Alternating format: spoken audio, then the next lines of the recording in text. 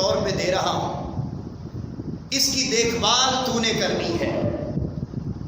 اب ہوا یہ کہ حضرت مریم علیہ السلام حضرت زکریا علیہ السلام کے پاس رہ رہی ہیں، اور یہ سارا ترجمہ قرآن مجید کا بیان کر رہا ہوں، اور پھر جو آیات قرآنی تلاوت کی اسپیسیفک ان کا بھی ترجمہ کروں گا۔ اللہ رب العزت نے فرمایا ہے میرے بندے، تیری پرورش میں مریم علیہ السلام کو دے رہا ہوں، آپ نے ان کی دیکھ بھال کرنی ہے۔ اب حضرت زکریا علیہ السلام پرورش کر رہے ہیں، ایک دن آیا آپ نے کہیں جانا تھا، آپ چھوٹی معصوم عمر میں حضرت مریم علیہ السلام کو ایک بند کمرے میں تالا لگا کے چابی اپنے ساتھ لے کے رخصت ہو گئے، کام کر کے واپس پلٹے، تالا کھولا تو اندر حضرت مریم علیہ السلام عبادت میں مصروف ہیں، اور دیکھتے ہیں کہ آپ کے سامنے بن موسم پھل پڑے ہوئے ہیں۔ اب یہ ساری بات قرآن کی کر رہا ہوں، سورہ آل عمران آپ پڑھ لیجئے۔ بن موسم پھل دیکھے تو پوچھا، جب یہ سارا منظر دیکھا تو پوچھا کہ اے مریم، یہ بن موسم پھل کہاں سے آئے؟ جواب دیا ذالک من عند اللہ، یہ سب کچھ اللہ کی طرف سے آیا ہے۔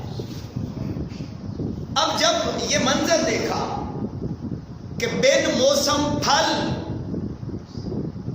حضرت مریم علیہ السلام کے پاس پڑے ہوئے ہیں، تو سمجھ گئے کہ یہ کوئی عام بندی نہیں ہے بلکہ اللہ کی نیک برگزیدہ بندی ہے۔ اللہ رب العزت کے انعامات کی بارش دیکھی، بن موسم پھل دیکھے۔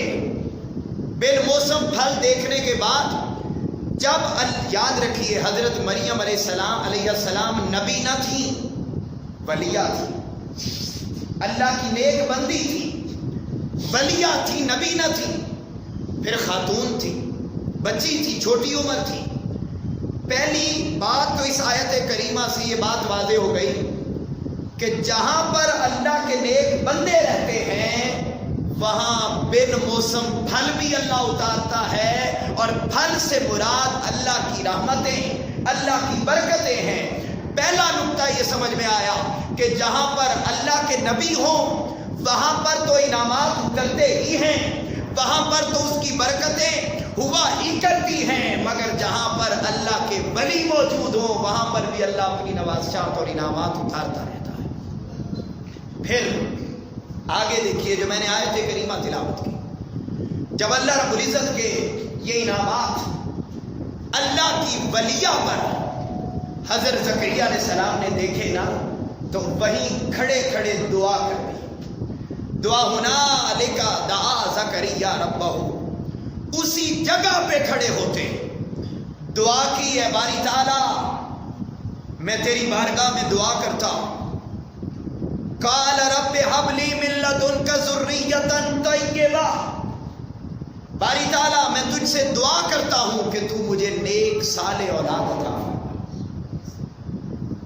جب آپ نے یہ دعا کی، انک انت سمیع الدعاء، بے شک باری تعالیٰ تو سننے والا ہے، دعاؤں کو پورا کرنے والا ہے۔ جب یہ دعا کر لی، اب دعا کی، باری تعالیٰ تیرے انعامات اللہ کے اس ولیہ کی جگہ پہ اتر رہے ہیں۔ باری تعالیٰ جس طرح تو نے اپنی نیک بندی کو بن موسم پھل عطا کر دیا ہے، باری تعالیٰ مجھے بھی اولاد کا پھل عطا فرما۔ یہاں سے دوسری بات جو پتہ چلی وہ یہ کہ حضرت زکریا علیہ السلام نے اللہ کے ولیہ کے در پہ کھڑے ہو کر دعا کی، باری تعالیٰ میں اس جگہ کے وسیلہ سے، جس جگہ پر تیرے انعامات اتر رہے ہیں، جس جگہ پر تیری نیک ولیہ بندی رہتی ہے، باری تعالیٰ میں اس پاک جگہ کے صدقے سے تجھ سے دعا کرتا ہوں، باری تعالیٰ اس پاک جگہ کے صدقے سے مجھے اولاد کی نعمت عطا فرما۔ تو پتہ چلا کہ اولیاء کرام کے درباروں پہ جا کر اولیاء کرام جہاں پر موجود ہوں اور جہاں پر اللہ رب العزت انعامات ان کی موجودگی کی وجہ سے اتر رہے ہوں، ان جگہ پر جا کر ان جگہوں کے وسیلے سے اللہ سے دعا کرنا، یہ حضرت زکریا علیہ السلام کی سنت ہے۔ اور پھر ہوا یہ، فرمایا فنادت الملائکہ، ابھی آپ نے دعا کی کہ باری تعالیٰ مجھے اس جگہ کے صدقے سے مجھے اولاد کی نعمت عطا فرما، سورہ آل عمران ہے، مجھے جگہ عطا، مجھے اولاد عطا فرما۔ فرمایا ابھی وہیں کھڑے تھے، فرشتے نے ندا دی، فنادت الملائکہ، اسی لمحے فرشتے نے آواز دی، وہو قائم یصلی فی المحراب، ابھی آپ دعا کر رہے تھے کھڑے ہوئے، ابھی آپ دعا کر کے پیچھے بھی نہ ہٹے تھے کہ اللہ رب العزت کے فرشتے نے آواز دی، ان اللہ یبشرک بیحییٰ، اللہ رب العزت جھوکے ہیں میرے بندے۔ حضرت زکریا علیہ السلام، آپ نے اللہ کے ولیہ کی بابرکت جگہ کے وسیلے سے مولا سے اولاد کی نعمت مانگی ہے، اللہ رب العزت آپ کو یحییٰ علیہ السلام کے پیدا ہونے کی بشارت دیتا ہے۔ یہاں سے تیسرا نقطہ یہ سمجھ میں آیا، پہلا نقطہ یہ پتا چلا، میں پھر ریپیٹ کر رہا ہوں تاکہ یاد کر لیں، پہلا نقطہ یہ سمجھ آیا کہ جہاں اللہ والے ہوتے ہیں وہاں اللہ کے انعامات اترتے ہیں۔ دوسری بات، جہاں اللہ والے موجود ہوں وہاں پر دعا کرنا نبی کی سنت۔ اور تیسری بات یہ پتا چلی کہ اللہ ہر ایک کی سنتا ہے، ہر جگہ سے سنتا ہے، پتہ نہیں کئیوں کی سنتا ہے۔ ہم ہر نماز کے بعد دعا کرتے ہیں، کئی دعائیں قبول ہوتی ہیں اور کئی دعائیں قبول نہیں ہوتی، اللہ محفوظ کر کے رکھ لیتا ہے، قیامت کے دن اللہ ان کا اجر عطا کرے گا۔ لیکن اس بات سے کہ ابھی وہاں پر دعا کر کے پیچھے بھی نہ ہٹے تھے، ابھی دعا کر رہے تھے کہ اس جگہ کے وسیلے سے دعا کی، تو اللہ رب العزت نے یہ انعام عطا فرمایا کہ اسی لمحے نبی کی مانگی ہوئی دعا کو اللہ رب العزت نے قبول فرمایا۔ تو پتہ یہ چلا کہ جب ہم عام جگہوں پہ دعا کریں وہ قبول کر لے، اس کی مرضی، نہ کرے تب بھی اس کی مرضی، لیکن جب اللہ والوں کے در پہ بیٹھ کر جب بندہ ان کے وسیلے سے اپنے مولا سے مانگتا ہے تو پتہ چلا اس آیت کے ذریعے فنادت الملائکہ کہ جب زکریا علیہ السلام نے ولیہ پر انعامات کی نوازش اور بارش کے وقت دعا مانگی تو اللہ نے ہر صورت دعا کو قبول فرمایا۔ بالکل اسی طرح اگر بندہ مومن اللہ کے ولیوں کی نسبت اور واسطے اور وسیلے سے دعا فرمائے گا وہ کبھی رد نہیں ہوگی، اللہ رب العزت اسے ہر صورت قبول فرمائے گا۔ معزز حاضرین، یہ تو ایک بات ہو گئی، آگے چلتے ہیں۔ یہی چیز ہم دیکھتے ہیں کہ نبی یہاں زکریا علیہ السلام تھے، ولیہ کی تلاش میں آئے ہیں، دعا مانگی ہے، اللہ رب العزت نے اس عمر میں انہیں یحییٰ علیہ السلام عطا کیے جس عمر میں عام طور پر اولاد ہوتی نہیں ہے۔ آپ کی زوجہ محترمہ وہ بھی بڑھاپے کی عمر میں ہیں، آپ بھی 80-90 سال کی عمر میں موجود ہیں، 80-90 سال کی عمر میں اولاد ہوتی نہیں، مگر جب حضرت مریم علیہ السلام جو اللہ کی نبی نہ تھی ولی تھی، ان کے مقام پہ کھڑے ہو کر دعا مانگی تو اللہ رب العزت نے جس طرح بن موسم پھل حضرت مریم علیہ السلام کو عطا کیے تھے، بالکل اسی بن موسم پھل حضرت زکریا علیہ السلام کو بھی حضرت یحییٰ علیہ السلام کی صورت میں عطا فرمایا۔ معزز حاضرین، تو درباروں میں جانا، اللہ والوں کے پاس جانا، اس پر قرآن دلیل دے رہا ہے۔ اور آگے چلیے، دوسرے نبی سورہ کہف کو پڑھیے، سورہ کہف آیت نمبر 64 65 66 67 68، یہ ساری آیات سورہ کہف کی پڑھ لیجیے۔ حضرت موسیٰ علیہ السلام کو اللہ رب العزت نے حکم دیا، خود حکم دیا، اے موسیٰ جا، میرا ایک ولی بندہ ہے حضرت خضر علیہ السلام، دو قول ہیں، کچھ کہتے ہیں وہ نبی ہیں، کچھ کہتے ہیں ولی، لیکن 20% 20% وہ ہیں جو کہتے ہیں کہ وہ ولی نہیں نبی ہیں، مگر 80% مفسرین کرام، محدثین اعظام اور تاریخ کے سارے کبار علماء اور فقہا ان کے اس بات پہ اتفاق ہے کہ وہ ولی ہیں، نبی نہیں ہیں۔ حضرت خضر علیہ السلام اللہ رب العزت کے حکم سے حضرت موسیٰ علیہ السلام نے حضرت یوشع بن نون کو ساتھ لیا۔ بولیے کس کو ساتھ لیا؟ حضرت یوشع بن نون، ان کے خادم ہیں، انہیں ساتھ لیا۔ اللہ نے حکم دیا میرے ولی بندے کی تلاش میں نکلے۔ اب کیا ہوا؟ جب نکلنے لگے، بڑی خاص بات ہے، جب نکلنے لگے تو حضرت موسیٰ علیہ السلام نے حکم دیا، اے میرے خادم یوشع بن نون، لمبا سفر ہے، اس طرح کرو کہ مچھلی تر لو، مچھلی بنا لو، اس کا سالن بنا لو، رستے میں جہاں کہیں بھوک لگے گی وہاں کھا لیں گے۔ حضرت یوشع بن نون نے مچھلی کا سالن بنایا۔ قرآن یہ سارا ترجمہ بول رہا ہوں، آیات میں نے بتا دی سورہ کہف کی 64-65، یہ ساری آگے 4-5 آیات۔ فرمایا مچھلی کا سالن بنا لیا، ساتھ لے لیا، چل پڑے۔ رستے میں ایک مقام آیا، فلما بلغ مجمع بینہما نسیا حوتہما فاتخذ سبیلہ فی البحر سربا۔ حضرت یوشع بن نون نے مچھلی کا سالن لے لیا۔ اب حضرت موسیٰ علیہ السلام اور حضرت یوشع بن نون دونوں چل پڑے ہیں۔ جا کدھر رہے ہیں؟ ولی کی تلاش میں۔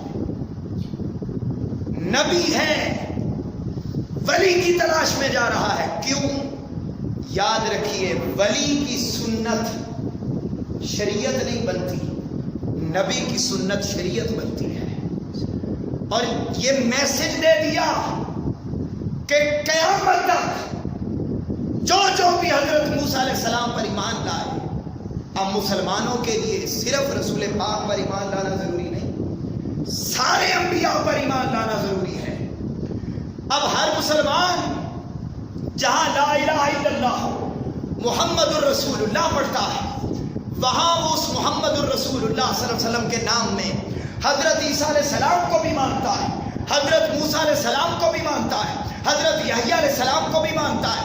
الغرض 1,24,000 تمام انبیاء پر ایمان لانا ضروری ہے، اور ان کی تعلیمات ہمارے لیے مشعل راہ ہیں۔ فرما دیا اللہ رب العزت نے قرآن میں یہ بیان کر کے کہ جس طرح حضرت موسیٰ علیہ السلام ولی کی تلاش میں جا رہے ہیں، اس لیے جا رہے ہیں تاکہ قیامت تک آنے والے مسلمانوں کے لیے یہ بات شریعت کے طور پہ سامنے آ جائے کہ ولیوں کی تلاش میں جانا انبیاء کرام کی سنت ہے۔ اللہ نے اچھا کیا ہوا؟ اب جب چل پڑے، رستے میں ایک مقام آیا جہاں دو دریا آپس میں ملتے تھے، دو دریا آپس میں ملتے تھے۔ اس مقام پہ پہنچے، مچھلی زندہ ہو کے، اب دیکھیے سالن بن گیا نا، یہ قرآن بول رہا ہوں میں، کوئی کہانی کتاب کی پڑھ نہیں رہا، بھنی ہوئی مچھلی، پکی ہوئی مچھلی۔ فرمایا جب اس دو دریاؤں کے مقام پر جہاں دو دریا آپس میں ملتے تھے، اس مقام پہ پہنچے، مچھلی بھنی ہوئی مچھلی، سالن بنا ہوا، وہ ہنڈیا سے نکلی، برتن سے نکلی اور زندہ ہو کے سرنگ بنا کے دریا میں چلی گئی۔ اب یہ واقعہ حضرت یوشع بن نون کو تو پتہ چل گیا، لیکن انہوں نے اس کا ذکر حضرت موسیٰ علیہ السلام سے نہ کیا۔ سفر جاری رہا، آگے پہنچے تو بھوک لگ گئی۔ حضرت موسیٰ علیہ السلام نے کہا یوشع بن نون کھا لاؤ، سفر بہت کر لیا ہے، بھوک لگ گئی ہے، گرمی ہے، آئیں لائیں کھانا کھائیں۔ عرض کرنے لگے قال ارأیت اذ آوینا الی الصخرۃ فإنی نسیت الحوت وما انسانیہ الا الشیطان ان اذکرہ واتخذ سبیلہ فی البحر عجبا۔ بول اٹھے حضرت یوشع بن نون، عرض کرنے لگے حضرت موسیٰ علیہ السلام وہ آپ کو یاد ہے رستے میں جہاں دو دریا آپس میں ملے تھے، وہ جو میں مچھلی سالن بنا کے ساتھ لے کے نکلا تھا، جب ہم اس جگہ پہ پہنچے تھے جہاں دو دریا آپس میں مل رہے تھے، وہ مچھلی وہاں نا زندہ ہو کے وہ دریا میں چلی گئی تھی۔ موسیٰ علیہ السلام میں آپ کو بتانا بھول گیا، میں آپ کو بتا نہیں سکا، وہ تو سالن وہاں، وہ تو مچھلی دریا میں چلی گئی ہے۔ حضرت موسیٰ علیہ السلام نے فرمایا قال ذالک ما کنا نبغی فارتد علی آثارہما قصصا، اے یوشع بن نون، ہم جن قدموں پہ چل چل کر یہاں تک پہنچے ہیں انہی قدموں کے نشانوں پہ واپس پلٹ جاؤ۔ وہی مقام ہے جس مقام پر مچھلی، مردہ مچھلی زندہ ہو کے دریا میں چلی گئی ہے، وہ وہی مقام ہے جہاں خضر علیہ السلام رہتے ہیں، کیونکہ اللہ کے ولیوں کی یہ علامت ہوا کرتی ہے کہ جو کوئی چیز بھی ان کی مجلس میں آ جائے اللہ رب العزت اسے زندگی عطا فرما دیتا ہے۔ اللہ رب العزت مردہ دلوں کو، اللہ کے ولیوں کی مجلس میں بیٹھ جائے بندہ تو مردہ دلوں کو زندگی عطا فرما دیتا ہے، مردہ روحوں کو زندگی عطا فرماتا ہے۔ فرمایا حضرت یوشع بن نون اور حضرت موسیٰ علیہ السلام انہی قدموں پہ پلٹ کر واپس پہنچے، فوجدا عبدا من عبادنا، جب وہاں اسی مقام پہ پہنچے جہاں مچھلی، مردہ مچھلی زندہ ہو کے دریا میں چلی گئی تھی، فرمایا جب وہاں پہنچے فوجدا عبدا من عبادنا، وہاں پہنچے تو انہیں حضرت خضر علیہ السلام سے ملاقات ہو گئی تھی۔ معزز حاضرین، حضرت زکریا علیہ السلام، حضرت مریم علیہ السلام ولی کی جگہ پہ کھڑے ہو کے مولا سے دعا کر رہے ہیں۔ حضرت موسیٰ علیہ السلام حضرت یوشع بن نون کو ساتھ لے کر ولی کی تلاش میں جا رہے ہیں۔ اور میں نے پچھلے جمعۃ المبارک کے موقع پر احادیث بیان کی تھی، مگر آج اس کے ساتھ اسلامی تاریخ کا بھی کچھ خاکہ اور حصہ آپ کے سامنے رکھنا چاہتا ہوں۔ معزز حاضرین، ہم دیکھتے ہیں بڑے بڑے نام ہوئے اسلامی تاریخ میں جن کے بغیر اسلام اگر یہ شخصیات نہ ہوتی تو ہمارے تک نہ پہنچتی۔ یہ تو انبیاء کا طریقہ تھا، آقا علیہ الصلوۃ والسلام کا بھی یہی طریقہ تھا۔ ہم بعد میں دیکھتے ہیں سب سے بڑا نام امام اعظم ابو حنیفہ، جن کی آمد کی خوشخبری آقا علیہ الصلوۃ والسلام نے اپنی حیات مبارکہ میں عطا فرمائی تھی کہ میری امت میں ایک عظیم انسان پیدا ہوگا۔ حضرت امام اعظم ابو حنیفہ بغداد میں بیٹھ کر علم پڑھاتے، خدا کی قسم امام اعظم ابو حنیفہ کبھی امام اعظم ابو حنیفہ نہ بنتے اگر وہ ولیوں کے قدموں کے ساتھ نہ جڑے ہوتے۔ کن کے پاس جاتے تھے؟ دریائے دجلہ کے کنارے پر بیٹھے بہلول مجذوب کے قدموں میں جا کے بیٹھتے تھے۔ علم میں اعلیٰ مقام، مگر انہیں معلوم تھا کہ فقط علم بندے کو شریعت کی خبر تو دے سکتا ہے، شریعت والے کی خبر نہیں دے سکتا۔ شریعت والے کی خبر ولی دیتے ہیں، اور وہ حضرت امام اعظم ابو حنیفہ بہلول مجذوب کے قدموں میں جا کے بیٹھتے تھے۔ وہ کون مجذوب؟ بہلول مجذوب کا مقام کیا تھا؟ خلیفہ ہارون الرشید کی بات یاد آ گئی۔ خلیفہ ہارون الرشید، اس کی زوجہ دریائے دجلہ کے کنارے سفر کر رہی تھی، اچانک بہلول مجذوب پہ نظر پڑ گئی اچانک، تو چلی گئی پاس، دیکھا کہ مٹی کے گھروندے پاؤں رکھ کے نا، پاؤں ریت میں تو گھروندے بنا رہے ہیں بہلول مجذوب۔ کہا، پوچھا، خلیفہ ہارون الرشید کی وائف نے پوچھا، اے بہلول مجذوب کیا کر رہے ہو؟ جواب دیا، میں جنت میں گھر بنا رہا ہوں۔ کیا کہا؟ میں جنت میں گھر بنا رہا ہوں۔ انہوں نے کہا، کتنے کا دیتے ہو جنت میں گھر؟ فرمایا 10 درہم کا۔ 10 درہم کا دیتا ہوں۔ اچھا یہ لو 10 درہم۔ آپ نے گھر بنایا، پاؤں رکھ کے گھروندا بنایا، گرا دیا، فرمایا جاؤ زبیدہ خاتون جاؤ، چلی جاؤ، اللہ نے تمہیں جنت میں گھر الاٹ کر دیا ہے۔ گھر پہنچی، جا کے یہ بات ساری خلیفہ ہارون الرشید کو بتائی کہ آج بہلول مجذوب سے میں جنت میں اپنا گھر لے آئی۔ انہوں نے مذاق اڑایا کہ اس طرح جنت میں گھر ملتے، یہ کیا ہوئی بات؟ لو جی رات سونے کا وقت آ گیا، سو گئے۔ جب سو گئے تو خلیفہ ہارون الرشید نے دیکھا کہ جنت آنکھوں کے سامنے ہے، جنت آنکھوں کے سامنے ہے، سامنے گھر ہے، گھر کے اوپر زبیدہ خاتون کا نام بھی لکھا ہوا ہے۔ گھر میں داخل ہونے لگا، فرشتوں نے کہا، فرشتوں نے کہا ہارون الرشید یہ تمہارا گھر نہیں ہے، یہ زبیدہ خاتون کا ہے، وہی اس کے اندر